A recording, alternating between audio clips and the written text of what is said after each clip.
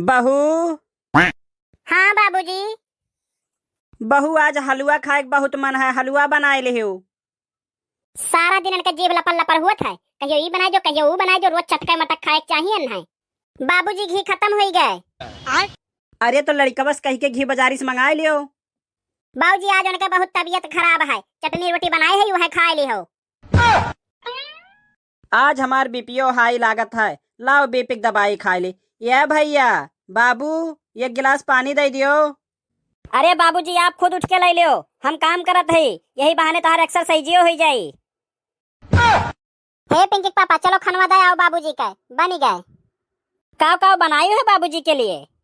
खीर, हलवा, सब्जी, छोला चना और चना छौके है और पूरी, कुल कई वैरायटी बनाए है। चलो खिया आओ चलो। आओ आओ पितृ देवता, आओ आओ, अच्छा अच्छा पकवान ला है, खाई के खुश हो जाबो। आओ तो बलावा तो लेकिन कौवा उते नहीं है। अरे कावा मैं कौवा खाए, जब तक बाबूजी जियत रही तब तक एक गिलास पानी नहीं पूछियो, मारे के बाद 12 व्यंजन लाए खियाओ। देखो कौवा काट ही ना लिया।